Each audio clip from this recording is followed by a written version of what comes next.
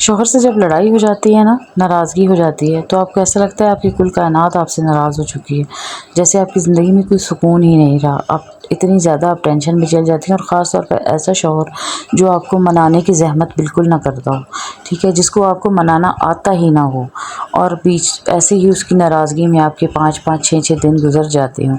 ऐसे में कितनी टेंशन, कितनी डिप्रेशन होती है, और क्या आपको उसे मना लेना चाहिए या नहीं। तो आज की वीडियो में इसके बारे में आज हम बातचीत करेंगे, और अपने जो है ना मसले मसाइल डिस्कस करेंगे, और मैं आपके साथ अपने 20 साल का तजर्बा शेयर करूंगी कि ऐसा करने के फ़ायदे क्या होते हैं और नुकसानात क्या होते हैं, ठीक है। नाराज़ रखने के शौहर को, और ख़ुद मनाना चाहिए या नहीं मनाना चाहिए, पूरी तफसील से बताऊंगी। तो वीडियो में अगर आप लोग आ ही चुके हैं तो आपसे गुजारिश है कि वीडियो को लाइक और चैनल को सब्सक्राइब कर दें, और अपनी फैमिली फ्रेंड के साथ शेयर ज़रूर किया करें। बेल आइकन को ज़रूर प्रेस किया करें।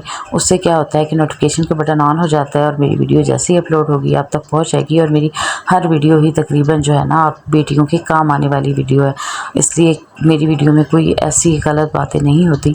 मेरी फुल कोशिश है कि नई आने वाली जो बच्चियाँ हैं ना, उनको इतना गाइड कर दूँ, इतना मोटिवेट कर दूँ कि वो अपने ससुराल में अपने एक अच्छा ताल्लुक़ कायम कर सकें और सुकून से अपनी ज़िंदगी गुजार सकें।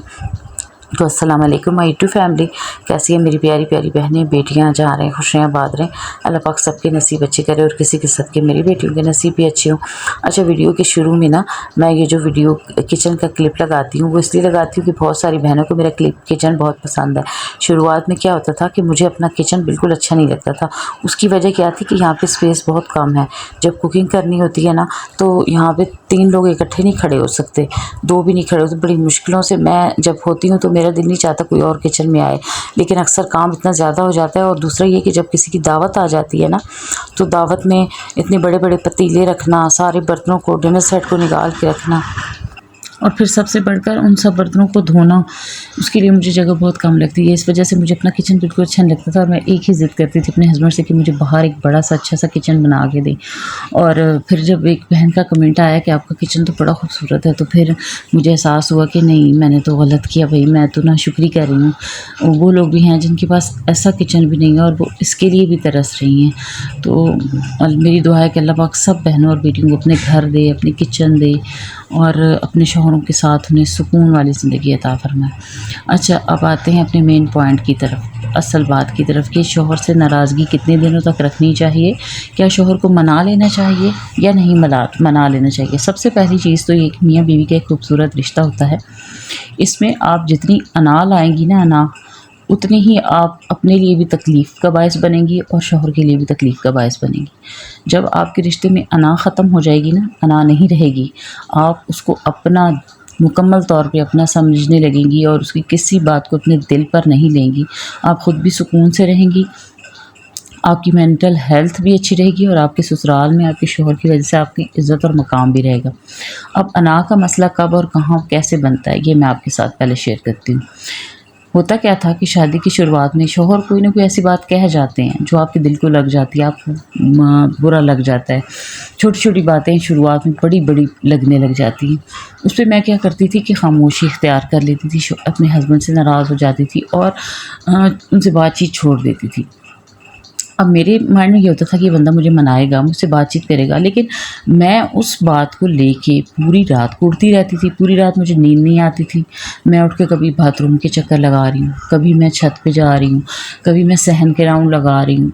मतलब टेंशन और डिप्रेशन में आ जाती कि इस बंदे ने मुझे ऐसा कहा, और फिर ख़ुद शौहर साहब सुकून से सो गए हैं।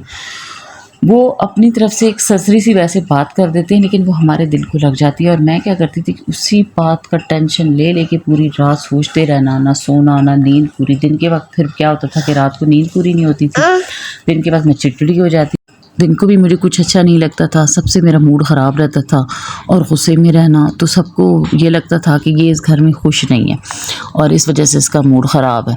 वो चीज़ भी मुझे फ़ील करनी पड़ती थी।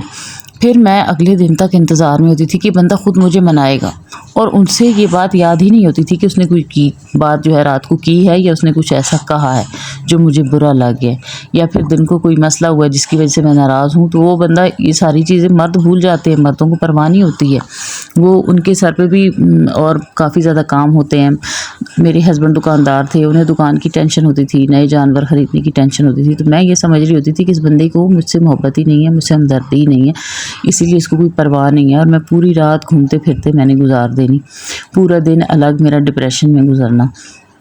और ख़ुद मैं नहीं करती थी कि मैं ख़ुद जुर्रत कर लूँ, ख़ुद उससे मना लूँ, या ख़ुद उससे बातचीत कर लूँ, या ख़ुद उसे बता दूँ कि मुझे आपकी बात बुरी लगी है, आपने आइंदा ऐसा नहीं करना, या मैं ख़ुद उससे ये चीज़ कह दूँ। नहीं, ये मैं कभी भी नहीं करती थी, ठीक है। और ना करने की वजह से मैं इतनी टेंशन में चली जाती थी, मेरा मूड भी ख़राब रहता था।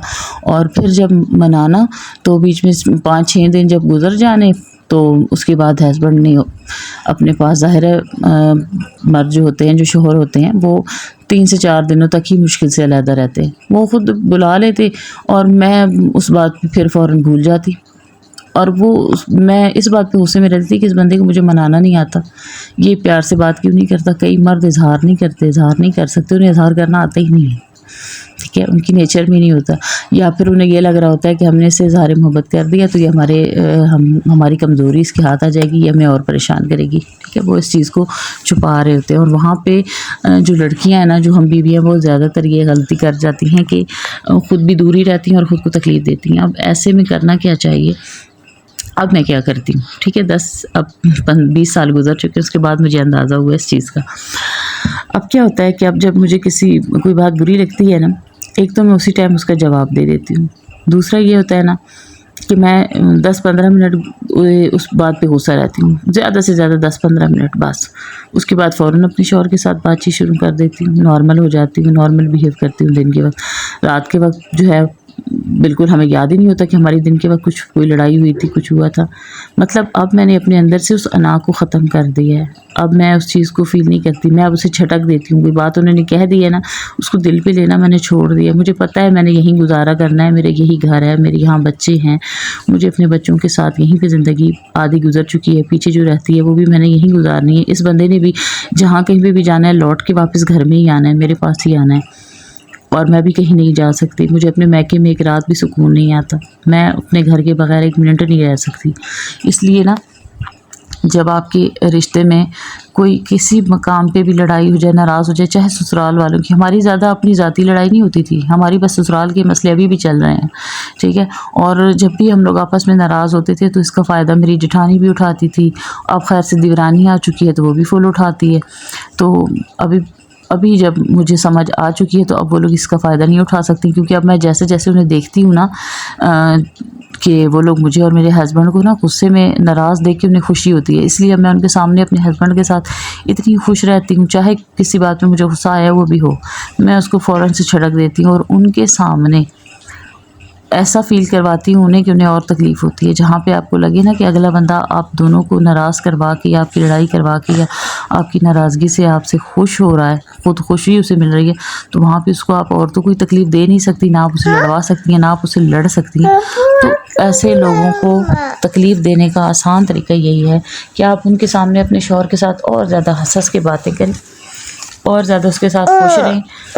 ऐसा करने से ना 2 फ़ायदे होते हैं। एक तो ये होता है कि नेक्स्ट टाइम आपके हस्बैंड आपके साथ ना लड़ाई करने से, कोई भी ऐसी बात करने से पहले सोचते हैं और उनके दिल में आपके लिए एक सॉफ्ट कॉर्नर बन जाता है। वो खुद सोचने पे मजबूर हो जाते हैं कि यार मैं इतना बुरा हूँ, मैं उनके कहने पर इसके साथ ना बुरा करता हूँ, लेकिन इसके बावजूद इसका रवैया मेरे साथ इतना अच्छा है, इसके बावजूद ये जो है ना मुझे पका के भी दे रही है, मेरे बच्चों को भी संभाल रही है, घर को भी संभाल रही है और मेरा एहसास भी कर रही है। अच्छा, एहसास शौहर के दिल में पैदा करना हो ना, तो कौन से ऐसे काम ज़रूरी करने चाहिए, वो मैं आपको एक ख़ास बातें बताऊंगी, ठीक है। वो नेक्स्ट वीडियो में आपके साथ शेयर करूँ, काफ़ी लंबी बातें हैं, लेकिन उनमें से एक बात मैं आपको बता दूँ जो सबसे ख़ास है। शौहर के दिल में मोहब्बत पैदा करने के लिए आपको उसका एहसास करना, मतलब वो काम से लौटा है, आके थका हुआ बैठा है ना, तो आपने उसको फ़ील कराना है कि आप बहुत तकलीफ़ में आया और मुझे इस चीज़ का एहसास है। कैसे फ़ील कराना है? फ़ौरन उनके बैठती कहना है पानी ले आओ, पानी दूँगा आपको, उनको पानी पूछें, पानी अगर नहीं भी पीना तो भी पानी लेके खड़ी हो जाए, उन्हें पानी दें, वो पी लें। फ़ौरन से उनके जूते जो बाहर से वो नेगेटिव लेके आते हैं ना, नेगेटिविटी, वो जूते उठा के घर के कमरे से बाहर रख दें और उनको धो कर रखना है, ठीक है। अंदर गंदे जूते मत लाया करें, इनकी बड़ी नेगेटिविटी होती है बाहर की ना, इससे भी आपके रिश्ते पे काफ़ी असर पड़ता है। अच्छा, उसके बाद आपने क्या करना है, उनके पास 2 मिनट के लिए बैठना है और कहना है कि काफ़ी थके हैं आप, मैंने आज ये चीज़ पकाई है आपके लिए, ले आऊँ, खाएँगे? चलें फ़ौरन से खा लें, या इस चीज़ से उन्हें सुकून मिलेगा। दूसरा, आपने हल्का हल्का उनके शोल्डर को दबा देना है, कंधे को दबाना है, बाजुओं को, ताकि उसे फ़ील हो कि इस मेरी बीवी को मेरा एहसास है, ये मेरी कदर करती है। ऐसा करने से उनकी आधी थकावट ख़त्म हो जाती है और नेक्स्ट टाइम जो है ना, वो कोई भी आते ही अपना गुस्सा अपने आप पे नहीं उतारते, बल्कि वो रिलैक्स हो जाते हैं।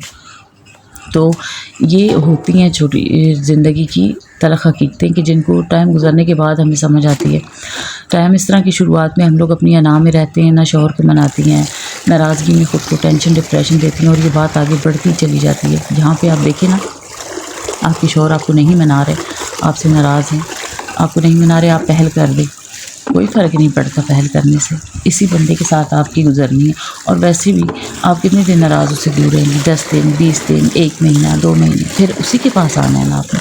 तो आप जितना टाइम लेट करेंगी अपनी तरफ से, अगर वो नहीं मना रहा, आप अपनी तरफ से लेट करती चली जाएंगी, इतना ही उसके दिल में आपके लिए जो है ना मोहब्बत ख़त्म होती जाएगी, कम होती जाएगी। फिर वो बाहर अपनी दिलचस्पियाँ ढूँढेंगे, वो अपना टाइम बाहर पास करेंगे और वो चीज़ भी आपसे बर्दाश्त नहीं होगी, उसको भी आप बिल्कुल बर्दाश्त नहीं कर पाएंगे।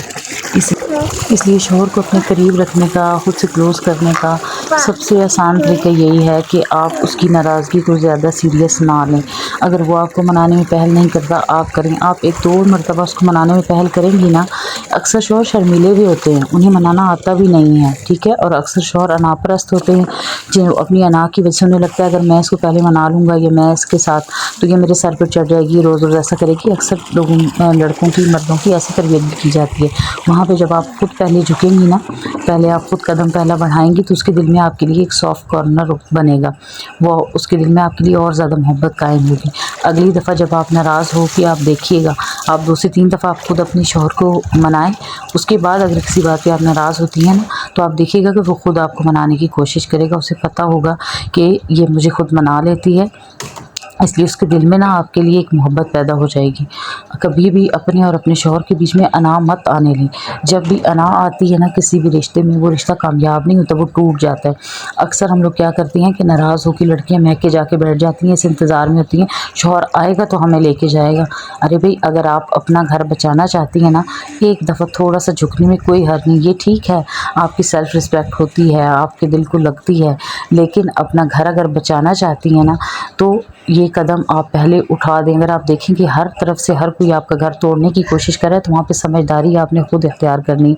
मर्द के पास बहुत से ऑप्शन होते हैं, मर्द किसी भी ऑप्शन का इस्तेमाल कर सकता है, और आपके पास सिर्फ एक ऑप्शन होता है। आप मैके में रहती हैं तब भी आपको अपने भाभियों और भाइयों की खिदमतें करनी है, उनकी बातें सुननी है, तो उससे बेहतर है कि आप अपने शौहर की बातें सुन लें। उससे बेहतर है आप अपने शौहर में ही थोड़ी सी तकलीफ बर्दाश्त कर लें। इस बात पर शुक्र अदा किया करें कि अल्लाह पाक ने आपको घर दे दिया है, आपको खाना पीना दिया है, अच्छी खुराक दिया और औलाद दी है। ये 3 नेमतें ऐसी हैं, आप सुबह उठ के रोज़ाना इसका शुक्र अदा करेंगी ना, तो आप यकीन करें कि आपकी और आपके शौहर के साथ आपकी कभी भी अनबन नहीं होगी। आप कभी भी उससे ज़्यादा देर नाराज़ नहीं रहेंगी, आप कभी भी अपने शौहर से दूर नहीं रह पाएंगी। आप खुद उसको मनाएंगी और आपका रिश्ता बहुत खूबसूरत हो जाएगा। अल्लाह हाफिज़।